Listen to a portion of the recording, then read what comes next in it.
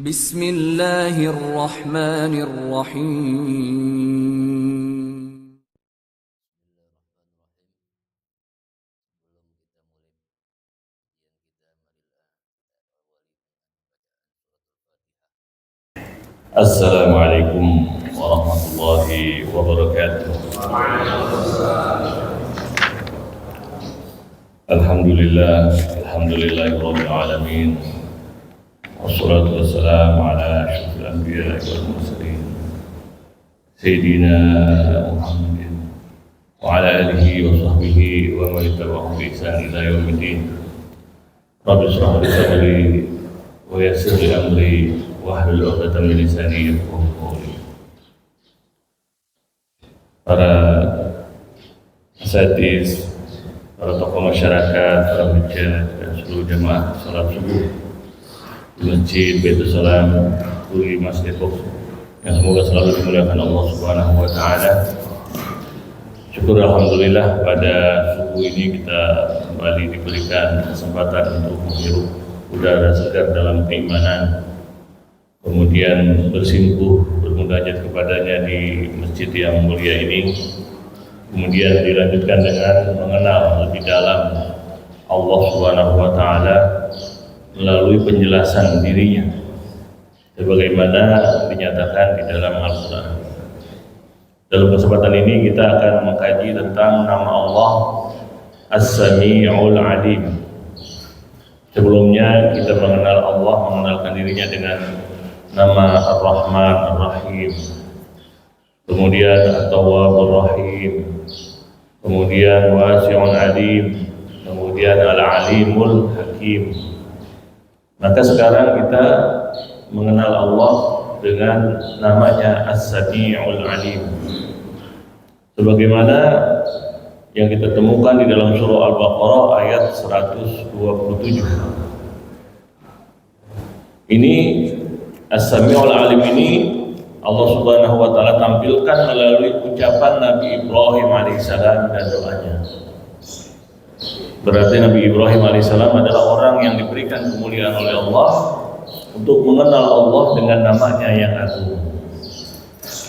Dan momentum yang diucapkan oleh Nabi Ibrahim alaihissalam adalah doa, yaitu di dalam surah Al-Baqarah ayat 127. A'udzubillahi minasyaitonirrajim. Bismillahirrahmanirrahim. Wa idh yarfa'u Ibrahimul qawa'ida minal baiti wa Ismail Rabbana taqabbal minna innaka antas sami'ul alim. Dan ingatlah ketika Nabi Ibrahim meninggikan fondasi Baitullah bersama Ismail. Jadi di sini Nabi Ibrahim menunjukkan kepada kita pelajaran bahwa orang beriman hendaklah mulai menanamkan keimanan dan menularkan keimanan kepada anaknya semenjak kecil, dengan selalu menyertakan anak tersebut dalam kegiatan-kegiatan kebaikan.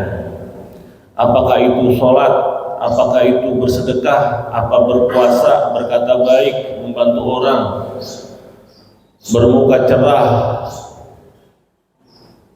dan kebaikan-kebaikan lainnya. Maka Nabi Ibrahim ini berhasil mendidik anaknya, sehingga di dalam Al-Quran dia pertama kali yang disebut bersama keluarganya. Inna Allah astafa Adama wa Nuha wa ala Ibrahim wa ala Imran ala alamin. Sesungguhnya Allah telah memilih Nabi Adam dan Nabi Nuh. Dua-duanya nggak disebut keluarganya, hanya orang pribadi Nabi, karena keluarganya sebagian tidak beriman. Tetapi Nabi Ibrahim disebut keluarganya, wa ala Ibrahim, dan keluarga Ibrahim. Jadi semua keluarganya beriman, anak dan istrinya. Dan ini caranya ternyata dicontohkan ini, yaitu menyertakan anaknya dari hal-hal yang mendasar, yaitu membangun. Kalau kita ini sekarang bangun rumah tuh tukangnya serahin, anak nggak boleh tercampur. Rumah, bersihin rumah, pembantu yang bersihin, anak belajar aja. Maka anak pinter tapi tangannya itu seperti lumpuh, nggak mau kerja, nggak mau ini, jadi priayi. tapi duit minta sama orang tua. Jadi bapaknya itu jadi ATM, jadi pembantu, jadi penjaga, jadi satpam, jadi polisinya, dia tidur belajar balik. Nah ini keliru, pendidikan yang keliru. Kalau zaman dulu balik itu sudah siap menikah, dan orang tua lelaki balik sebetulnya udah gak wajib menafkahi. Ingat, artinya setelah balik dia udah siap hidup sendiri, hidup menanggung diri sendiri. Artinya sebelum itu kita nyambil apa aja. Maka skill di rumah itu kita ajarin apa aja. Bersihin rumah, bangun rumah, ngatur uang, menyikapi keluarga, menyikapi istri, kita contohkan etika. Maka sekarang banyak orang-orang cerai. Kenapa? Ternyata egois suaminya, karena di rumah nggak pernah kerja dia. Maunya istrinya dia layani semua, dia jadi raja, ngerokok kadang-kadang lagi nonton. Karena di rumahnya dulu begitu. Nggak mungkin dia pas menikah itu malah berubah, jadi rajin, jadi ini, enggak. Ya. Karena diajarin orang tuanya begitu. Tiba-tiba makan, turun sini. Baju udah tinggal pakai kan, makanan tinggal makan. Nggak pernah disuruh kerja, nggak pernah suruh nyari uang. Paling belajar. Nah ini keliru ya. Jadi Nabi Ibrahim alaihissalam mengajarkan semua anak itu diikut sertakan, sampai terutama dalam hal-hal berat ini, membangun rumah Allah. Nah di sini Nabi Ibrahim juga mencontohkan bahwa apa? Bahwa sikap yang terbaik adalah setelah kita melakukan kebaikan adalah berdoa kepada Allah. Nah ini bukan bangga-bangga, woi saya udah bangun nih masjid nih besar, coba kami hebat. Enggak. Tapi minta sama Allah, Rabbana taqabbal minna. Ya Allah terima ini. Jadi makin kita beribadah kepada Allah makin tunduk, makin nangis. Kalau enggak makin nangis, makin bangga, pengen dilihat. Nah, ini ada kesalahan. Karena kita sedang beribadah, menjadi hamba itu budak Allah. Jadi makin banyak kerja, makin tunduk, makin takut. Jangan ini udah capek, jangan sampai nggak diterima ya Allah. Ya nggak ada lagi tempat meminta. Dan Nabi Ibrahim memanggil Allah dengan namanya apa? Supaya ini diterima dengan menyebut namanya Innaka antas sami'ul alim. Tuh. Sesungguhnya Engkau ya Allah Maha mendengar, Maha tahu. Nah, di sini Sami'. Jadi kata-kata Sami' ini, jadi Allah itu namanya As-Sami', mendengar. Jadi Allah mengenalkan dirinya mendengar. Ajaran-ajaran yang lain, sesembahan orang itu Tuhannya nggak punya pendengaran, nggak punya apa-apa. Nggak ada penjelasan bahwa Tuhannya mendengar, harus didatangi, harus terus juga nggak dengar juga lagi, nggak bisa ngapain. Yaitu patung-patung ya, atau gunung atau apa, nggak mendengar. Tapi Allah Subhanahu Wa Taala Maha mendengar. Nah pendengaran Allah beda dengan manusia. Pendengaran kita dibatasi oleh jarak. Kalau jauh di belakang nggak denger apa kode begini kan, karena telinga kita dibatasi oleh kemampuan telinga sama suara. Kalau dibatasi oleh ruang paling begini-gini kita ya. Kemudian mendengar yang diucapkan, tidak mendengar yang terangkai di dalam hati. Jadi Allah Subhanahu Wa Taala mendengar yang diucapkan, mendengar yang ada terangkai di dalam hati. Malah yang dihitung paling banyak itu yang di dalam hati. Kenapa? Karena itulah yang sebenar-benarnya yang kita jadikan landasan untuk bekerja. Ngapain saya? Karena itu Rasulullah SAW bersabda, Innamal a'malu binniyat wa innamal likulli imri'in ma nawa. Sesungguhnya segala sesuatu amal itu tergantung niatnya. Jadi niat itu di mana adanya? Pada dasarnya hati. Nah kita diajari sama ulama juga mengucapkan nawaitu atau usolli, diajarkan supaya menyelaraskan hati sama ini. Jadi pada dasarnya ada di dalam hati. Jadi syahadat pakai mulut juga pakai hati. Kalau pakai mulut masuk Islam. tapi kalau hatinya belum, baru KTP-nya Islam. Maka kata Rasulullah, innamal a'malu binniyat. Segala amalan itu tergantung niatnya. Jadi bisa aja dua orang itu jalan bareng-bareng, tapi di sini mulia, di sini tercela. Atau biasa-biasa saja. Apa yang membedakan? Sama-sama kerja, sama-sama capek, niat. Niat itu artinya pembicaraan dalam hati, memohon kepada Allah. Ya Allah, ini untukmu. Ya Allah, terimalah ini. Ya Allah, aku tunduk kepadamu. Nah, ada lagi yang satu niat. Oh, coba nih, lihat ini orang soleh. Orang-orang nggak sholat, saya sholat. Oh, ini beginilah seharusnya orang soleh. Ya, beda ucapan itu. Maka kata Rasulullah SAW, ada orang yang sama-sama hijrah ke Madinah. Yang ini, yang lain-lain hijrahnya untuk Allah dan Rasul. Ini yang satu hijrahnya untuk mengejar calonnya yang hijrah duluan. Namanya Ummu Qais. Kalau dulu nggak disebut nama asli ya, nama panggilannya, ibunya si Qais gitu ya. Dia kejar-kejar, akhirnya sampai ke Madinah.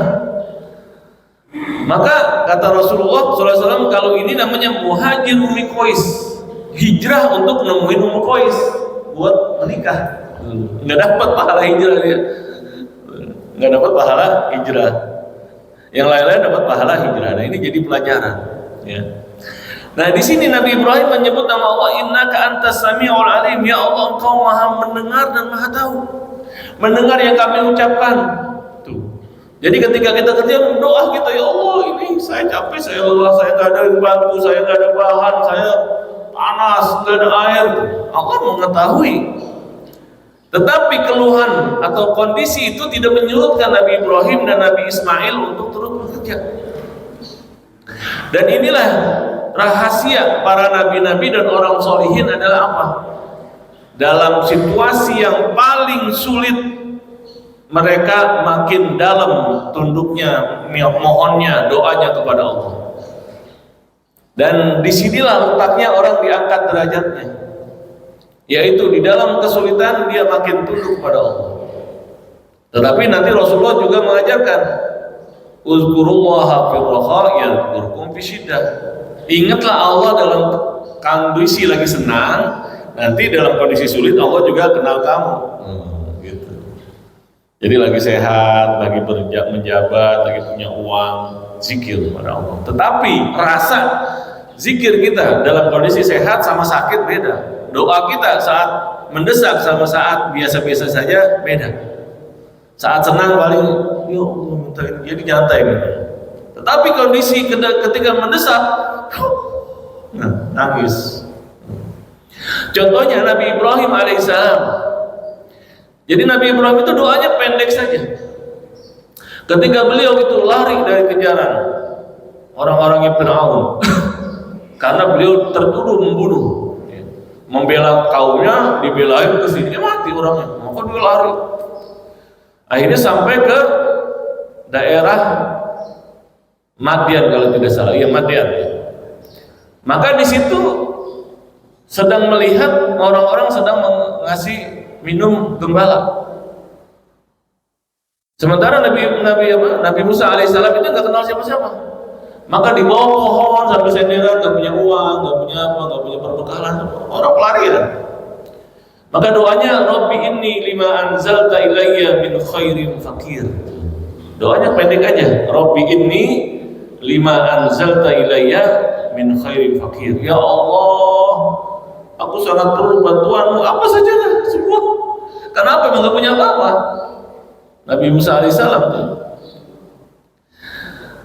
Jadi itu diabadikan sama Allah, kata-kata yang segitu diabadikan.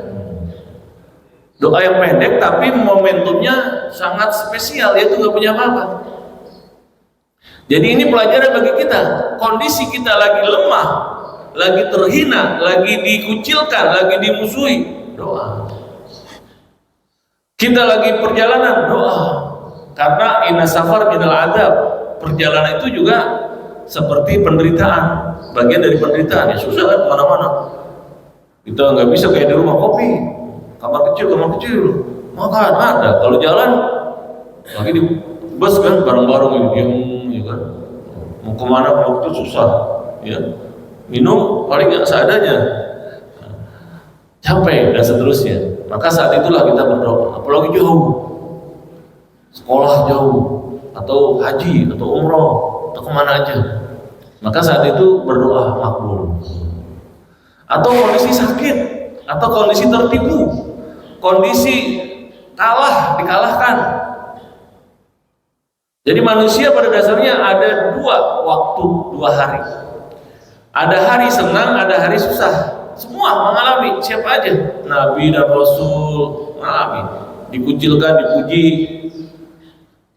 politikus, ya. Susah, kapan tuh? Kampanye susah, orang joget-joget dia supaya dapat apa? Dapat suara. Susah, berkorban banyak.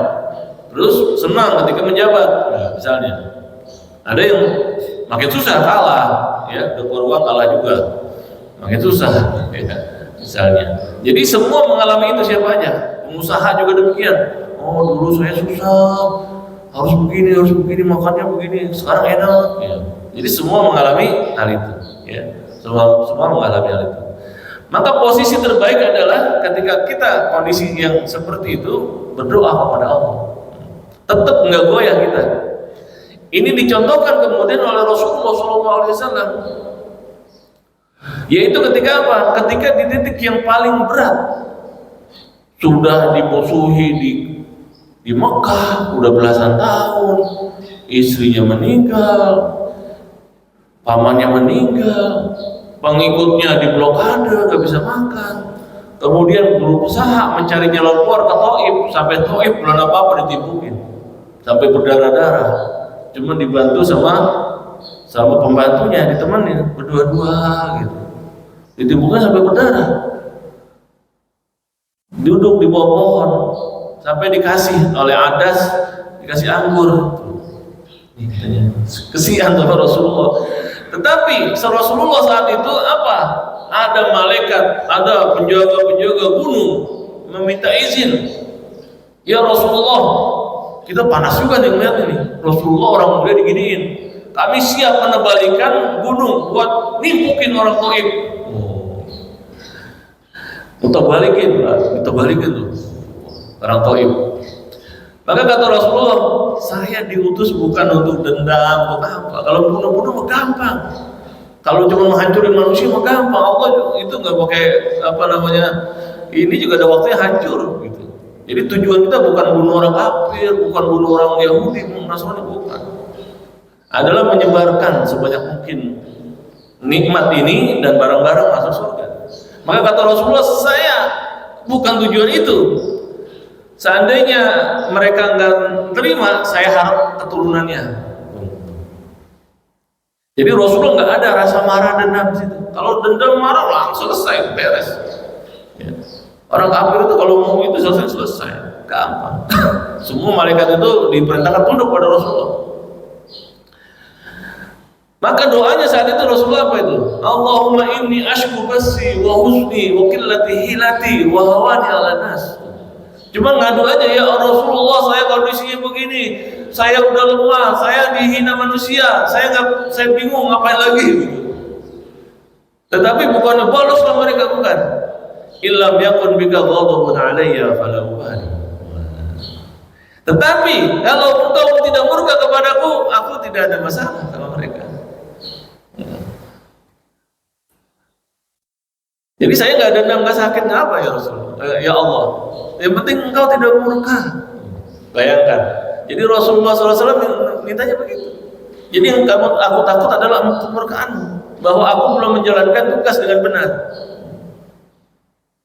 Nah inilah ya, sikap inilah yang jadi alasan atau jadi jalan Allah mengasihkan lagi anugerah-anugerah. Jadi di antara anugerah adalah apa? Utitu khamsan lam yu'ta ahadun min qabli. Allah memberikan 5 hal yang belum pernah diberikan kepada orang-orang sebelumku, nabi-nabi sebelumku. Di antaranya apa? Innal anbiya yub'atsuna ila qaumihim khassah wa innama ub'atsu ila nasi 'ammah. Semua manusia, semua nabi-nabi dikirim untuk kaumnya aja. Sementara aku dikirim untuk semua manusia. Karena kelasnya kelas begini ini yang dicari. Yang begini, hatinya, jiwanya. Bukan pengen nyerang, pengen bunuh, pengen ngapain, bukan. Justru ingin menyebarkan rahmat. Kemudian waju'ilat al-ardu masjidan wa tahura. Semua wilayah ini bisa menjadi masjid. Maka kita di mana-mana juga bisa di sini ada masjid, semua di Amerika, di Australia ada semua ya, masjid-masjid. Karena itu permohonan dari Rasulullah disebarkan sebanyak mungkin. Jadi ada 5 hal yang diistimewakan oleh Rasul. Kemudian ada juga permintaannya. Jadi setiap ada peristiwa itu Rasul minta. Setelah lewat ujian minta. Apa mintanya? 3 hal buat umat. Apa? Umatku jangan sampai mati gara-gara kelaparan. Jadi dalam sejarahnya dari zaman Rasulullah sampai sini sampai hari kiamat, umat ini nggak binasa karena kelaparan. Enggak. Paling ya ekonomi lemah gitu, ya kan? Rugi bisa, tapi nggak seperti zaman dulu. Zaman dulu kalau udah lapar itu nggak ada makanan. Seperti zaman Nabi Yusuf alaihissalam sampai dipanggil khusus menangani masalah makanan. Kalau sekarang setelah Rasul berdoa mudah.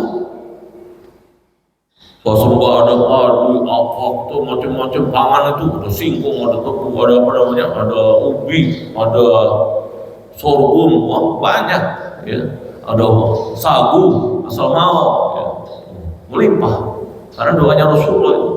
Jadi nggak ada kita kelaparan, ada aja nanti ekstensifikasi, intensifikasi, gitu. Menanam berapa itu. Ada tingkatan-tingkatannya kayak di Singapura ya. Satu ruang ini bisa ditanami berapa tingkat. Begitu karena Allah kasih itu permintaan dari Rasulullah supaya orang nggak mati kelaparan. Kedua, kita nggak dikalahkan kalau bersatu. Jadi dalam sejarahnya menang terus kita. Wal aqibatu lil muttaqin. Doanya Rasulullah. Selama bersatu. Kapan kalahnya? Kalau di antara kita serang menyerang. Kata Rasulullah SAW, yang paling aku takutkan adalah rajulun qara'al Quran hatta ruhiyat bahjatuhu wa kana rid'an lil Islam summa ghayrahu ila masya wa ramahu wara'a zuhrihi wa sa'a ala jarihi bisayf wa ramahu bisyurk.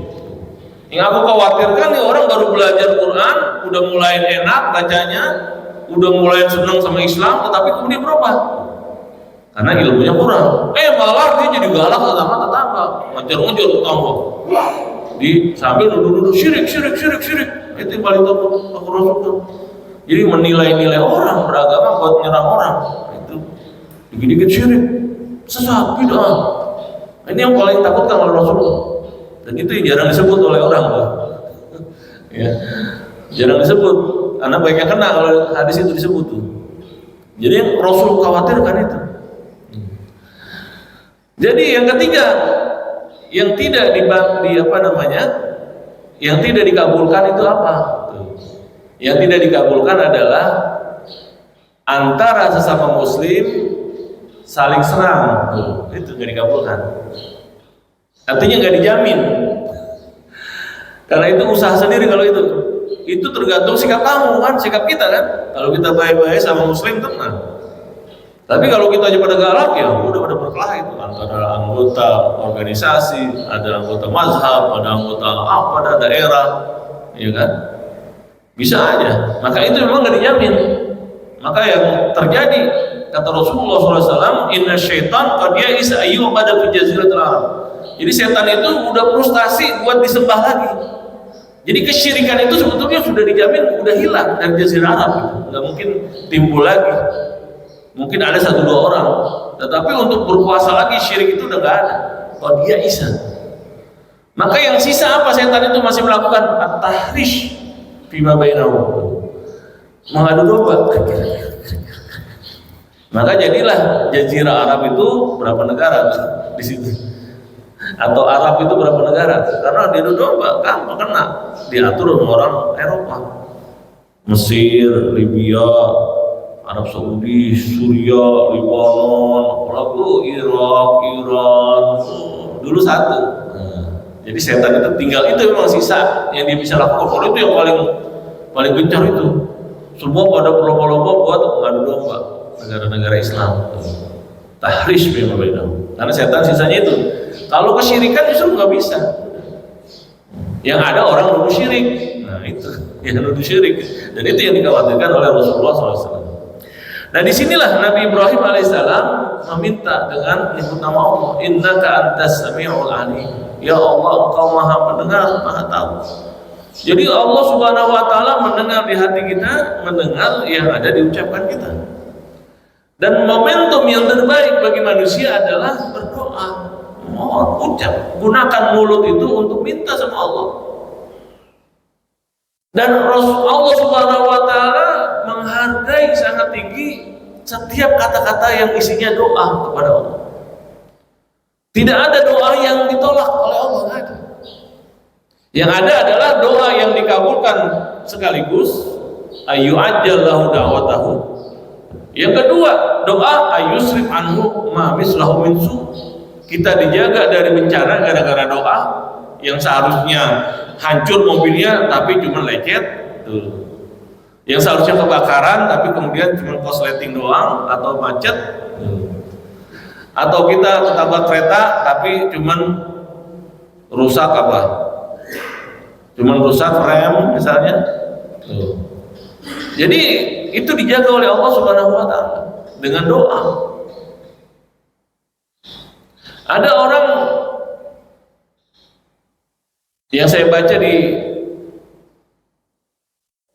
Egi gitu ya, seorang tokoh di Indonesia, kemarin dia ke Turki. Dia bilang sempat itu gagal landing. Udah naik lagi gitu, naik pesawat Turki. Pas ini kenapa? Salah lihat katanya, runway-nya salah milih. Jadi sambil hampir salah gitu, misalnya tabrakan atau nanti gagal. Akhirnya dia balik lagi, berhasil turun. Maka setelah itu dia lihat dia pelajarannya apa? Hari ini saya doa apa sama sedekah apa nih? Akhirnya pas dihitung-hitung, apakah tadi ngasih tukang parkir, apa ngasih apa? Oh dia ingat, tadi di Turki dia dari Turki ke apa namanya, ke Tunisia. Dari pas menjelang berangkat dia direfleksi, diinikan, dipijat. Dan ternyata yang pijat orang Indonesia. Akhirnya pas itu dibayar apa? $50 Singapura. Kalau Indonesia berapa? $50 Singapura? 500.000 kali ya? Kalau lebih. Tuh, mijat aja dikasih gitu, jangan dibagiin. Nah, akhirnya didoain sama tukang pijat itu, tukang refleksi, semoga selamat sampai tujuan, semoga terima kasih Pak. Jadi dia ingat itulah doa dia tuh, doa tukang refleksi, jadi selamat. Yang seharusnya hancur tuh pesawat belum lama kemarin aja dia cerita. Jadi dengan doa orang ini. Jadi jangan dianggap remeh kata-kata ini. Jadi orang beriman ketika beriman itu kata-katanya itu nilainya sangat besar. Jadi Rasulullah SAW bersabda, Alhamdulillah tamla'ul mizan. Jadi Alhamdulillah itu berapa detik? Nggak sampai 1 detik. Kemarin itu yang melomba panjat itu 4 detik 75 second, ya kan? Dapat berapa miliar deh hadiah tuh? Katanya 6 miliar ya. 6 miliar. Nah kita ini Alhamdulillah, itu sedetik ada nggak sih? Alhamdulillah, ada nggak sedetik? Enggak sampai kan? Alhamdulillah, tamla'ul mizan, rekening penuh. Rekening akhirat. Rekening akhirat tuh berapa itu? Enggak kehitung di dunia ini. Jadi timbangan kita langsung penuh gara-gara Alhamdulillah. Jadi kata-kata Alhamdulillah itu harganya tinggi sama Allah. Kita ini nyantai aja kan? Nyantai aja seakan-akan itu orang Alhamdulillah mulu sih. Enggak, itu justru ini orang kaya nih. Dikit-dikit Alhamdulillah, Alhamdulillah. Karena penuh rekening langsung. Kemudian Subhanallah Alhamdulillah tuh. Subhanallah Alhamdulillah 1 detik. Subhanallah Alhamdulillah. Ngucapin Subhanallah Alhamdulillah tamla'ani atau tamla'a ma baina samai wal ardh. Memenuhi pahala dari antara langit dan bumi. Langit dan bumi berapa tuh panjang itu? Berapa kilo, berapa ratus kilo, penuh sama pahala. Jadi diobral buat orang beriman ini sebetulnya. Buat orang kafir diobral dunia. Pokoknya asal usaha pada dapat kan, mereka pada berbangga-bangga triliunan. Nah buat orang beriman ya dunia bisa dapat, kadang-kadang enggak ya terserah Allah yang ngasih. Tapi akhirat justru diobral, digampangin. Rakaatul fajr khairum minad dunya wa ma fiha. 2 rakaat sebelum salat subuh lebih tinggi nilainya daripada dunia dan seisinya. Tuh, tadi bapak-bapak salat 2 rakaat sebelum subuh lebih kaya daripada Jeff Bezos, daripada Elon Musk, daripada Zuckerberg, daripada Federal Bank Amerika. Jadiin satu semua masih kalah, lebih kaya bapak. Jadi pulang ini pada kaya raya sebetulnya nih. Cuman nggak kelihatan, no profil kita. Aslinya kaya pak ini kita, aslinya, tapi kita lagi menyamar, jadi orang miskin. Gitu. Karena belum dibuka rekeningnya, waktunya belum belum diimbus, ya, istilahnya, belum diredeem, belum waktunya, belum. Kalau ada ada ini kan, wesel apa kan, ada waktunya kan, kapan bisa dicairkan, ada kan? Ada kan jatuh temponya. Nah kita jatuh tempo belum jatuh tempo nih, jagain. Jatuh tempo nanti setelah hari akhirat. Kayak kita bekal buat haji kan, jatuh temponya kapan? Mau berangkat. Pas di sini nih, di Pondok Gede baru dikasih uang beberapa real gitu. Kalau sebelumnya saya ambil dulu nih, saya mau nggak bisa, belum jatuh tempo. Ntar di pemberangkatan nih, udah siap-siap, dokumen lengkap baru dikasih. Itu. Nah kita nanti dikasihnya. Jadi kata-kata ini semua bernilai. Hati-hati.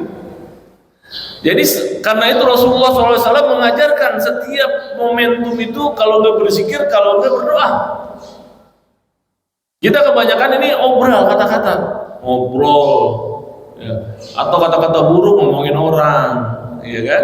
Atau ngomongin yang nggak jelas. Artis lah, bola lah, kalau ngomongin itu nggak habis-habis tuh ujungnya, ya.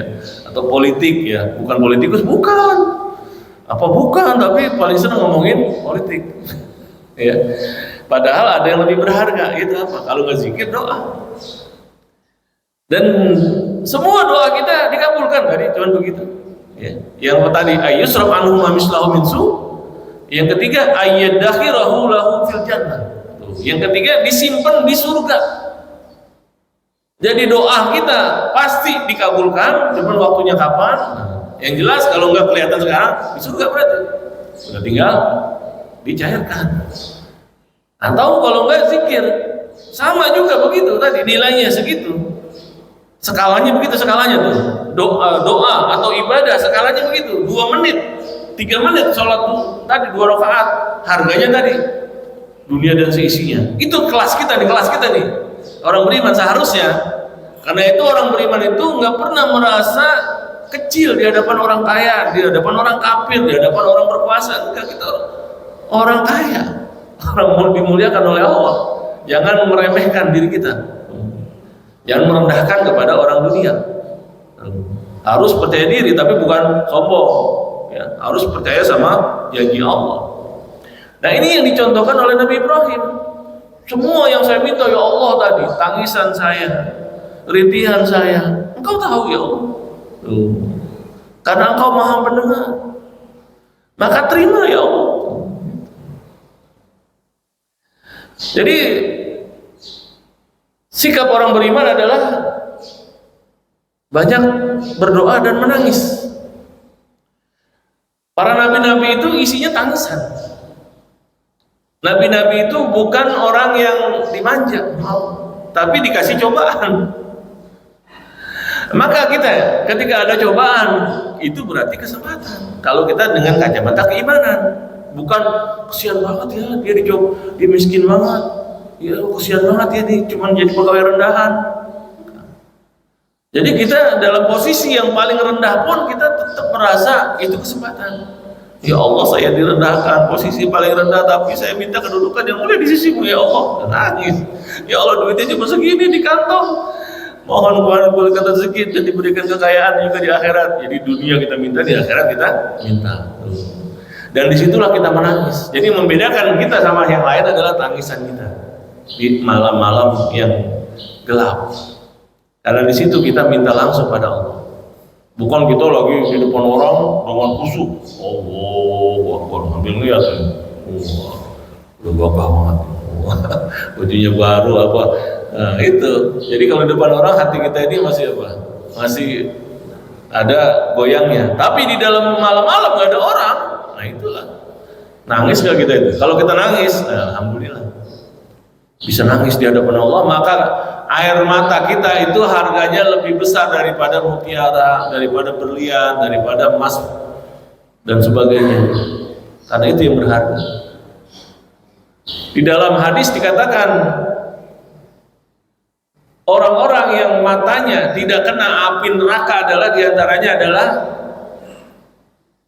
mata yang menangis min khasyatillah, mata yang menangis karena takut kepada Allah. Itu gak kena api neraka. Jadi kalau kita bisa nangis, alhamdulillah. Dia biasakan. Kalau gak nangis ya Rasulullah gimana? Pura-pura nangis. Kita udah tua nih, masa suruh nangis sih? Ada gak dulu masih kecil katanya lelaki anti nangis? Enggak, itu salah itu. Ya. Maksudnya bukan anti nangis, lelaki harus kuat karena dia jadi penanggung jawab. Tapi nangis, emosi keluarkan, sikap jangan ditahan. Apa menangis gak apa-apa. Kalau di hadapan Allah justru menangis. Itu yang kita belajar yang tinggi. Rasul-rasul semua pada menangis. Kita enggak, bahaya. Jadi kalau nggak menangis, pura-pura nangis sampai nangis. Kalau belum bisa, belajar lagi. Jadi harus belajar nangis itu. Ya.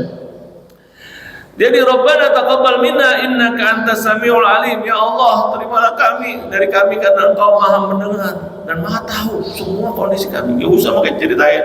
Ya. Jadi ini pelajaran dari Nabi Ibrahim yang kemudian diikuti oleh Rasulullah SAW, yaitu selalu memohon kepada Allah. Maka kita masuk masjid apa?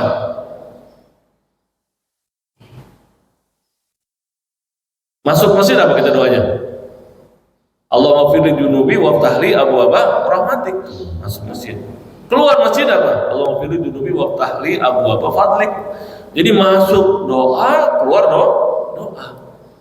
Duduk di sini nawaitul i'tikaf madumtu fi hadzal masjid lillahi ta'ala. Aku niat i'tikaf selama berada di masjid karena Allah Taala. Niat lagi.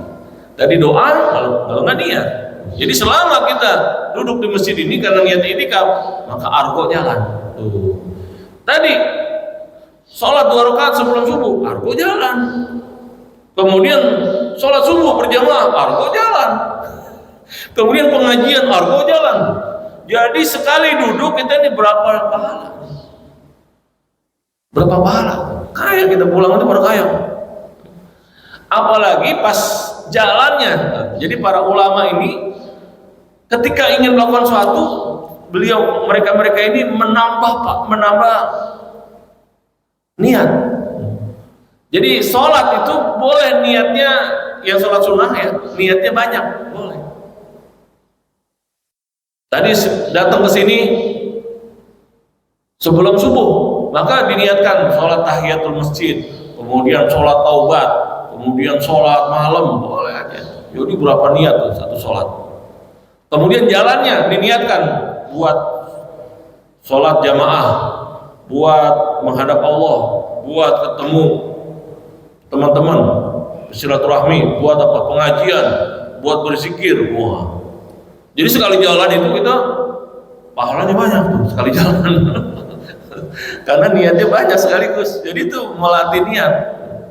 Nah Allah melihat, mendengar apa yang diniatkan di sini. Ini masalah. Jadi ini adalah tempat mengatur, meleveraging namanya, leveraging itu, mengangkat derajat kita melalui gerak hati. Dan ketika kita tunduk, Allah juga melihat hati kita, tangisan kita, rindu kita. Jadi sejauh mana nih kita ketika minta kepada Allah, udah seperti anak kecil belum? Kayak lo minta mainan. Kalau sebelum, nah masih apa namanya, egonya besar. Jaga jaim sama Allah, jaim jangan jaim sama Allah, menangis, ya Allah tolonglah saya gitu. Tapi malam-malam ya, kalau lihat anak apa itu lagi teriak-teriak, atau teriakan dalam hati gitu ya. Udah tua ini, detik-detik kematian tiba, saya belum banyak pahalanya dikit ya. Kemudian dosanya banyak, ya Allah, nangis terus gitu. Ampunilah saya sebelum selesai hidup ini, semua Engkau terima dengan baik. Nanti Allah terima dengan apa? Ya ayat Tuhan nafsul mutmainnah, irji'i ila rabbiki radiyatan mardiyah. Hai jiwa yang tenang, kembalilah kepada Tuhanmu dalam keadaan radiyah, dalam keadaan ridho. Karena kita tuh setiap malam nangis sama Allah, udah minta, udah ngadu, udah apa, setiap malam radiyatan, maka mardiyah, Allah ridho. Allah ridho, yang orang begitu tuh, yang ridho sama Allah, nanti Allah ridhoi. Kalau di dunia kita masih belum ridho, masih belum puas, masih ini, nah ini bahaya ya. Apalagi dendam sama orang, hidup dipenuhi dengan dendam, bahaya. Allah baca itu hati kamu, masih benci sama dia nih, nah, dibaca sama Allah SWT. Jadi kita hapuskan itu kata-kata buruk itu, kita isi dengan kebaikan. Maka inilah jadi standar kemudian oleh bagi Rasulullah dan bagi umat semuanya. Dalam surah Al-Baqarah ayat 137. Jadi ketika orang-orang seperti itu, fa in amanu bimitsli ma amantum bihi faqad ihtadaw. Maka kalau mereka beriman seperti imannya begitu tadi, seperti imanmu ya Rasulullah, berarti mereka memang betul-betul dapat hidayah. Kalau mereka menyimpang, wa in tawallaw fa innama hum fi shiqaq. Maka kalau menyimpang berarti mereka berada dalam permusuhan denganmu. Maka Allah akan mencukupkan kau Muhammad terhadap mereka dengan pertolongannya. Jadi fasayakfikahumullah. Mereka itu selesai gampang. Orang kafir itu kalau udah selesai memang enggak mau, ya udah, kalau mau diberesin sama Allah bisa aja. Ya. Wa huwas samiul alim. Allah tegaskan wa huwas samiul alim. Allah dengar apa permohonanmu, permintaanmu, tangisanmu, rengekanmu, semua. Dan Allah mengetahui semua kondisimu. Jadi sekarang kita ini untuk Gaza, untuk kondisi politik Indonesia, untuk apa, doa. Jadi kita ini masih bisa bersatu, ini juga bagian dari doa orang-orang tua kita. Nanti untuk anak kita, doa sekarang. Buat generasi berikutnya, doa sekarang. Karena nilainya itu yang besar itu doa, ibadah kita. Dan inilah asuransi buat diri kita dan anak keturunan kita. Jadi kata ulama zaman dahulu, saya yang biasa melakukan kebaikan itu saya tambahin, kalau ingat apa? Ingat anak keturunan. Jadi asuransi buat anak keturunan itu selama ini kan dikenalkannya asuransi uang, ya. Nanti meninggal dapat uang. Jadi kita ditungguin dengan mati supaya anak kita punya uang. Asuransi kematian. Maka seharusnya asuransi adalah doa. Contohnya Nabi Ibrahim tadi, doa buat anaknya, buat anak keturunan. Jadi sama Nabi Ismail alaihissalam minta apa? Waja'alna muslimaini laka. Tuh, jadikanlah kami berdua ini sebagai kedua-duanya orang yang muslim, yang tunduk kepadamu. Wa min dzurriyyatina ummatan muslimatan lak. Juga keturunan kami ya Allah sebagai umat yang tunduk kepadamu. Wa arina manasikana. Tunjukkanlah kami cara beribadah. Wa tub alaina, dan ampunilah kami, innaka antat tawwabur rahim. Karena Engkau Maha memberikan ampunan dan Maha kasih sayang. Jadi asuransinya Nabi Ibrahim buat anak keturunan adalah doa. Dan di antara doanya adalah Rasulullah. Jadi Rasulullah itu keturunan Nabi Ibrahim. Maka ini jadi juga buat kita, kalau pengen kita sayang sama anak keturunan, adalah doa yang baik-baik buat anak. Nabi Ibrahim doanya, Rabbi ij'alni muqimas shalah wa min dzurriyyati. Ya Allah, jadikanlah aku orang yang menunaikan salat juga keturunanku. Jadi kita ini kena doanya Nabi Ibrahim dan keturunannya. Jadi Allah kasih buat keturunan Nabi Ibrahim sama Rasulullah, dikembangin lagi, kita dapat keturunan bukan, saudara bukan, tapi diakui sebagai saudara sama Rasulullah, diakui sebagai pengikut Rasulullah. Padahal kita darahnya nggak ada, darah keturunan nggak ada, dapat. Itu yang hebatnya Rasulullah. Dibagi kita nih, dibagi. Ya. Wa huwas samiul alim, Allah mendengar, mengetahui semua rintihanmu. Jadi buat anak-anak kita pakai doa, asuransinya apa? Nangis setiap malam. Ada pengalaman Ustaz Abdul Somad. Kenapa dia berapa tahun aja di Mesir, tapi di Indonesia dia sangat diterima oleh masyarakat. Ngomongnya itu masuk semua kalangan, sampai aki-aki, nenek-nenek, anak-anak pada ketawa kalau dia ngomong. Ternyata setiap malam ibunya tuh ngasuransiin dia dengan doa. Baca apa? Baca Fatihah 100 kali. Gitu. Kita juga bisa lakukan, tapi kadang-kadang ketiduran kita. Nah itulah kalahnya kita. Kalah sama ibunya, Ustaz Abdul Somad. Jadi mohon dengan keagungan Al-Fatihah setiap malam 100 kali. Semua. Bahkan ada orang terkenal chef di Amerika, mulai kaya gitu. Nah, dia suatu konten dia bilang dia nangis dia. Semua ini katanya doa ibu katanya. Begini. Banyak pengikutnya orang Indonesia senang itu. Di Amerika jadi senangin dia karena lucu gitu kan. Dia katanya doa ibu saya ini katanya. Sambil nangis, dia udah punya rumah, punya mobil Robicon, nggak bangga-bangga itu, tapi ingat ibunya sambil nangis. Jadi apa aja itu doa orang tua. Itu asuransi yang terbaik. Dan ini adalah dari ajaran para nabi-nabi. Karena Allah mendengar, mengetahui rintihan-rintihan orang beriman. Maka semoga kita menggunakan kesempatan ini, detik-detik dalam hidup kita. Bukan time is money, bukan, lebih dari uang. Malah uang itu nggak bisa beli, uangnya nggak cukup buat beli time kita. Sedetik itu uang nggak cukup buat bayar sedetik waktu kita di dunia ini, uang yang ada di dunia bayar. Karena sangat mahal orang beriman ini. Time is my life. Time is everything tuh. Apa aja waktu itu memang kita. Waktu itu adalah kita. Dan itulah yang terbaik adalah doa dan zikir kepada Allah Subhanahu wa taala. Semoga kita ini bisa ya menjadi orang-orang yang menyadari Allah itu selalu mendengarkan, selalu mengetahui semua ucapan, gerak hati. Dan itulah momentum kita selama masih hidup, menggunakan kesempatan itu. Baik, ini waktunya sudah syuruk ya, terbit matahari. Jadi insya Allah 15 menit lagi kita udah bisa sholat isyraq yang pahalanya seperti ajru hajatin wa umratin tamah. Jadi pahala haji dan umroh secara lengkap kata Rasulullah. Bagi yang berjamaah di masjid, kemudian zikir ya sampai terbit matahari, kemudian dilanjutkan dengan sholat isyraq ya. Baik, barangkali ada pertanyaan, komentar ya, silakan.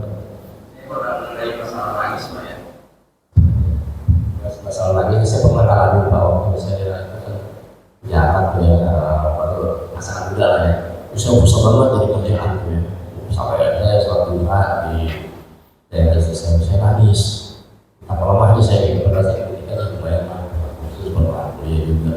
Kok saya tuh nggak berdaya gitu ya, itu terang ya waktu saya berdoa ya. Oh, malam juga benar. Terus akhirnya kok saya susah sekali nangis Pak.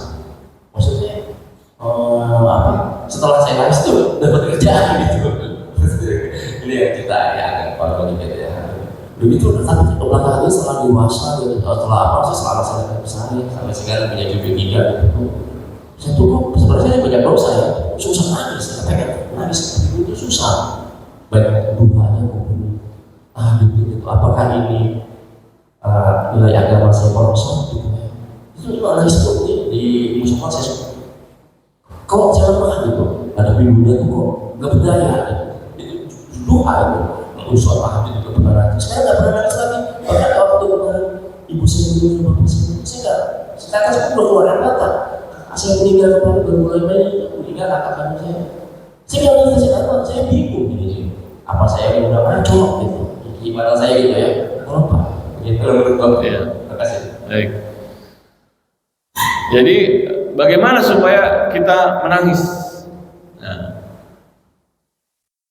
Jadi Rasulullah tadi mengajarkan tabaku gitu. Ya. Kalau tidak menangis maka berusahalah menangis, pura-pura nangis. Nanti akhirnya akan menangis. Ya. Jadi pura-pura nangis, gimana cara pura-pura nangis? Ya itu pas malam-malam, ya Allah, ya belum nangis belum nih, ya Allah, ampun. Gitu. Jadi lama-lama akan menjadi perilaku. Itu udah nyoba belum begitu? Ya Allah, ampuni saya berdosa. Pernah nggak begitu? Belum kan? Nah itu karena belum melakukan, tapi pengennya nangis itu. Harus begitu dulu, harus ada aktingnya, ya. Sujud misalnya belum nangisin, kayak anak kecil kan, nangis-nangisin gitu. Minta apa namanya, es krim, padahal nggak nangis dia, nangis. Sampai orang tuanya itu ngabulin gitu. Jadi anak kecil aja udah acting. Nah kita, Allah seneng kita acting, ya. Kalau minta sama Allah itu senang kalau acting. Kita acting, jangan jaim gitu. Jangan jaim. Jangan sampai kita nangis pada titik kita sudah nggak bisa ini lagi, ya. Udah nggak bisa diulang lagi. Nangisnya kapan? Nangis menyesal di akhirat gitu. Atau saat kematian. Jadi bayangkan kematian kita belum dikabulkan doanya gitu. Jadi kira-kira menangis nggak tuh? Tiba-tiba ada neraka, tapi kita di akhirat, di dunia belum melakukan itu tadi, minta ampunan, menangis pada Allah. Sekarang ada di neraka ini, dan itu bisa selamat kita dengan menangis.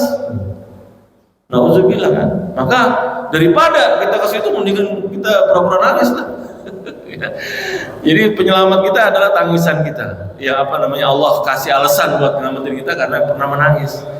Jadi kan ya Allah, karena Engkau, Rasulullah bilang, mata yang pernah menangis tidak akan dibakar dengan api neraka. Ya Allah, sementara mata saya ini banyak maksiat ya Allah, maka buatlah mata saya menangis ya Allah. Nah, gitu. Ya. Jadi itu adalah perjalanan kita masing-masing ya. Jadi pura-pura. Sama seperti kita pelit ya, pelit. Nah, pelit juga begitu. Ngeluarin uang berat gitu, dipaksa. Dipaksa. Justru yang berat itulah yang nilainya tinggi gitu, ya. Atau kita takut, kan dulu takut ya, dipaksa juga kita sama pembina itu. Suruh masuk kuburan ya, atau malam-malam jalan. Takutan kita, tapi akhirnya lama-lama terbiasa. Atau kita dulu tampil ke depan kan gemeter tuh. Keluar semua keringatan. Akhirnya tapi disuruh karena tugas tampil juga, akhirnya lama-lama biasa. Jadi manusia itu bisa diolah, ya. Manusia bisa diolah. Nah, kepada Allah kita yang terbaik adalah terbiasa tunduk, terbiasa ngaku. Jadi kesalahan-kesalahan kita diakui semua. Abu laka bidambi. Aku mengakui dosa-dosaku ya Allah. Gitu. Dan ampunilah aku. Bukan malah saya emang nggak ada ini, terbalik gitu. Ya, justru kita ngakui dosa-dosa kita dan kita minta diampunkan. Maka setelah kita minta diampunkan, tinggal nunggu ACC-nya, kan begitu. Jadi ada peraturan pemerintah itu, ya, pemerintah itu wajib membalas surat-surat dari warga. Setiap lembaga-lembaga itu ada kewajiban dia, seharusnya setiap ada apa nih, warga bikin surat apa harus dibalas. Jadi pemerintah aja begitu. Bidang-bidang yang menerima aduan rakyat, kalau ada surat itu harus dibalas secara administratif gitu. Nah, Allah juga menjanjikan setiap permohonan Allah janjikan dibalas. Teman bentuknya cuma 3 tadi. Maka kita yang ngajuin permohonan, banyak-banyakin proposal, ya. Banyak-banyak proposal. Bukannya kementerian aja banyak proposal. Ya. Baik, ada lagi silakan. Masih kita 10 menit lagi.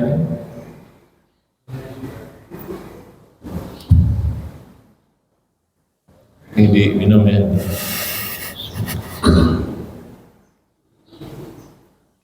Assalamualaikum warahmatullahi wabarakatuh. Waalaikumsalam. Saya pertama mau tanya, komennya masalah itu, tapi nanti ada pertanyaan. Komennya masalah sering nangis. Jokowi sama Luhut bisa panjaikan aja nangis di depan kamera. Itu komennya.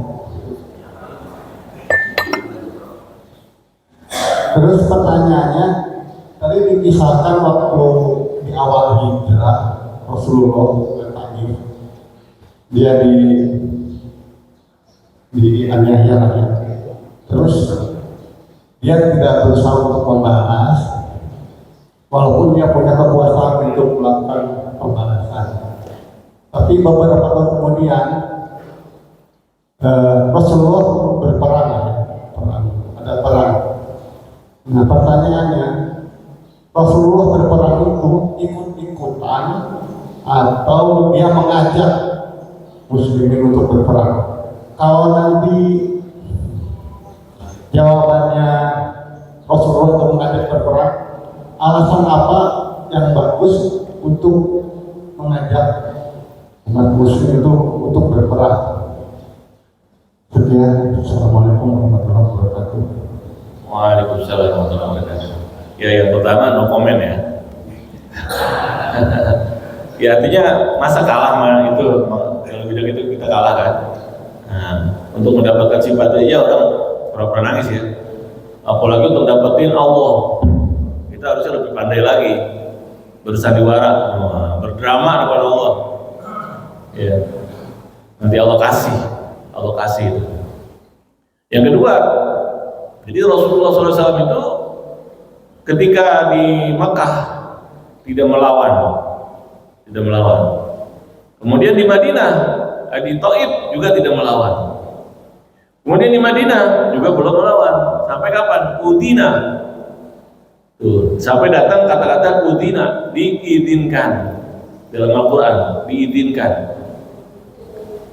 Udina lilladzina yuqataluna bi annahum zulimu, kalau tidak salah ayat begitu ya. Bahwa diizinkan bagi mereka yang diperangi dalam keadaan dizalimi. Jadi mulai diizinkan, tapi diizinkan oleh Allah artinya kondisinya sudah membolehkan. Nah, peperangan itu tidak sporadis, tidak amatiran. Jadi peperangan itu adalah harus pimpinan tertinggi yang menetapkan. Tidak bisa kita perang yuk, enggak ya. Kalau kita ini perangnya pengadilan paling. Ngadu kasus, mengadukan polisi, pengadilan, itu aja perang data, perang kasus gitu ya, boleh. Misalnya ada pemalsuan tanah, pemalsuan nama, sekarang ada pencatutan nama. KTP orang ternyata banyak dicatut sebagai pendukung calon gubernur, tiba-tiba bisa diterima, udah aneh sekarang. Nah itu boleh dilawan kalau memang nama kita ada. Saya nggak pernah ngasih ke dia, kok tiba-tiba anak saya jadi pendukung, gitu. Aneh. Tiba-tiba mau disahkan lagi besok, aneh itulah. Nah itu namanya boleh diperangi dengan hukum, bukan dibawain golok atau senjata, bukan ya. Ya. Jadi kelas ada legal actionnya, harus dilakukan tindakan hukum ya. Tindakan hukum. Jadi masing-masing ada caranya. Nah kalau yang perang secara perang fisik itu harus negara, ya, pimpinan negara. Karena apa? Karena perang itu ada tujuannya, ada waktunya, nanti ada kapan perang diplomasi, kapan perang fisik, ada masalah logistiknya, banyak perang itu. Kalau tidak bisa membunuh diri namanya, karena nggak persiapan. Jadi Rasulullah sebelum perang perang Uhud, perang Badar, ada persiapan, ada latihan, ada pasukan, ketahuan siapa yang melakukan apa, nggak boleh ini, ada. Nanti kalau melanggar kenapa? Jadi semuanya harus presisi, ya presisi. Kalau gagal bahaya. Seperti perang Uhud kan, yang diperintah turun semua maunya, ini deserter jadinya. Jadi membahayakan kalau tidak ada persiapan, tidak ada koordinasi, tidak ada ini. Ya, itu seperti itu. Jadi harus pemimpin negara, pemimpin ya tertinggi. Nggak bisa kita amatiran, nggak bisa perangannya. Kecuali misalnya perang gerilya gitu ya, kayak di Gaza. Nah, itu kita nggak tahu kan, ya inisiatif ya, apa sekelompok atau apa, kita juga nggak tahu kan. Karena dalam kondisi begitu, ya pada berinisiatif masing-masing, kita nggak ada pimpinan negara yang tertinggi saat itu kan. Kayak kita dulu sporadis nih, ada di mana itu, ya di Cakung lah, di Bekasi itu, di mana ada yang di Sembeleh tuh, orang-orang Inggris pas pasukan jatuh ditangkap disembelih sama orang, akhirnya ngamuk Inggris, Bekasi dibakar. Wah, ya. Nah kayak gitu kan, siapa yang tanggung jawab tuh? Ya Inggris juga menuntut siapa kan, pemerintah belum mereka nggak akui, ya, gitu ya. Jadi nggak, namanya hukum rimba gitu, siapa kuat-kuatan, siapa cepet-cepetan gitu ya. Baik, silakan ada lagi. Masih, tinggal 3 menit lagi. Tidak ada ya.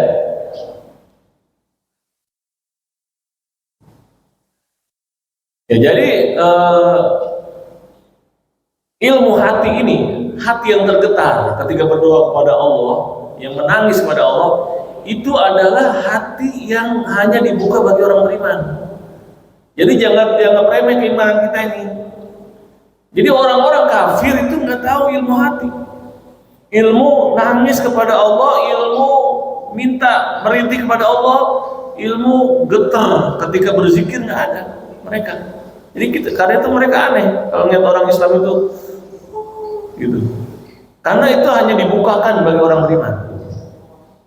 Jadi kita minta hati yang selalu nangis, selalu berzikir.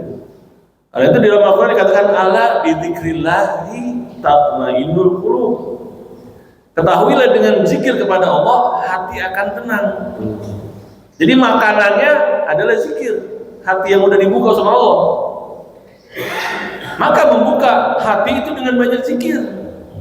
Jadi supaya kita gampang nangis, gampang tergerak ketika mau berdoa, setiap hari dibanyakin zikir. Apakah sholawat atau zikir tertentu, silakan banyakin zikir. Maka hati itu akan terbuka. Maka ketika waktunya kita memohon pada Allah, maka mohon dengan hati. Dan itulah yang dilihat oleh Allah Subhanahu wa taala, hati orang yang beriman. Dan ma'rifatullah itu adanya melalui hati yang terbuka. Baik, ada yang bertanya? Bertanya ya, silakan.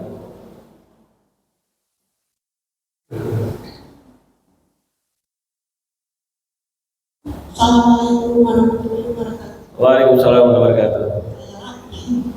Mohon maaf ya Pak Ustaz, menurut saya kalau ilmu hati insya Allah terisi dengan orang yang takut pada Allah, mungkin akan bisa harap namanya Allah,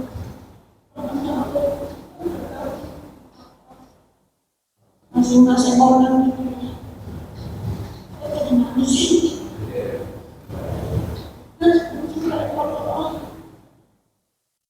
Salah satunya dari persoalan kalau dia berdoa nangis ada apa ya di surat An-Nahl surat 53 itu ayat 53 menangis dan hanya Allah. Itu ada. Ini namanya ibadah Ustaz. Maaf saya nangis. Iya. Terima kasih Ustaz. Ya, alhamdulillah. Assalamualaikum. Waalaikumsalam warahmatullahi wabarakatuh. Jadi kelebihannya para wanita itu hatinya itu adalah lembut ya. Jadi kalau digunakan itu hati itu untuk berzikir, ini yang cowok-cowok bisa ketinggalan ini, ya. Bisa ketinggalan kita. Jadi karena itu banyak wali-wali itu juga dari para wanita, ya. Seperti Rabi Adawiyah. Karena nanti hati itu disucikan itu, jiwa disucikan itu dengan apa? dengan cinta. Jadi setelah zikir bergerak ini, maka isinya cinta pada Allah Subhanahu. Cinta. Ya. Jadi melihat hidup ini indah, karena ini anugerah dari yang dicinta. Melihat orang juga kita nggak ada iri. Kenapa? Ini makhluk Allah yang kita cintai, makhluk Allah semua. Maka kita juga melihatnya bukan lagi melihat ini saingan atau apa atau yang kita benci apa, tapi melihat makhluk Allah ini. Maka sebagaimana Allah mencintai, kita pengen dapat cinta pada Allah, maka kita cintai makhluknya. Supaya kita nggak dimurkai oleh Allah Subhanahu Wa Taala. Apalagi berkata-kata buruk, gitu. Apalagi berkata-kata ingin menyalahkan, ngapain, bahaya. Ya, nanti Allah murka. Ini yang akan mengubah pola kita juga, anak-anak kita, istri kita. Jadi kalau kita sudah melihat seperti ini, kejadian di rumah bisa meningkatkan derajat kita. Seperti apa? Wali-wali banyak yang jadi wali gara-gara sabar dimarahin istri. Jadi ketika melihat cobaan dimarahin istri, dia senyum aja dengerin. Nah, ini anugerah dari Allah nih. Saya tinggal bersabar aja. Mau sabar aja. Dapat pahala dari Allah. Tapi niatnya begitu, bukannya cuek. Udah dimarahin cuek lagi, udah nggak bantuin lagi. itu salahnya istri, suami itu gak nyari uang lagi, wah udah parah ya. Jadi itulah penyikapan kita terhadap kondisi itu akan menentukan derajat kita di sisi Allah Subhanahu Wa Taala. Ya, semoga ini namanya ma'rifatullah, bersikap dalam setiap kondisi dengan cara kondisi perilaku yang diridhoi Allah. Nah, itulah ma'rifatullah tuh. Itu yang berat, yang karena harus dengan pikiran, dengan pertimbangan, dengan ilmu. Jadi pas gitu. Cari yang diridhoi Allah. Setiap perbedaan, setiap waktu, setiap kondisi ya. Baik, kita jauhkan ya waktunya, sudah masuk waktu sholat isyraq. Ya, semoga kita semua diberikan hati yang selalu bergetar, berzikir dan diisi dengan cinta kepada Allah Subhanahu Wa Taala dan Rasulnya. Mari kita tutup dengan doa ya. Astagfirullahaladzim, alhamdulillahirabbil alamin. Allahumma shalli ala sayyidina Muhammad wa dawaiha wa afiz al-abdad wa shifaiha wa nur al-absar wa dhiyaiha wa ala alihi wa sahbihi wa sallam. Rabbana fa'ala bima 'allamtana wa 'allimna ma yanfa'una. Rabbi zidna ilma warzuqna rahmatan wa hikmatan bis-salihin. Rabbana iftah lana wa li awladina wa li azwajina wa li talamidina wa li ikhwanina futuhal 'arifin. ووفقنا وإياهم في الدين واجعلنا وإياهم من العلماء العاملين ولا تجعلنا وإياهم من القانوطين ولا من الآثمين ولا من المعتدين ولا من الضالين ولا من المضلين. اللهم إنا نسألك فهم النبيين وحفظ المرسلين وإلهام الملائكة المقربين. اللهم اهدنا بالعلم وزينا بالحلم وأكرمنا بالتقوى وجملنا بالعافية برحمتك يا أرحم الراحمين. اللهم يا غني يا حميد يا مبدي يا معيد يا رحيم يا ودود أغننا بحلالك وحرامك وبطاعتك عن معصيتك وبفضلك عن سواك. ربنا آتنا في الدنيا حسنة وفي الآخرة حسنة وقنا عذاب النار. سبحان ربك رب العزة عما يصفون وسلام على المرسلين والحمد لله رب العالمين والسلام عليكم ورحمة الله وبركاته.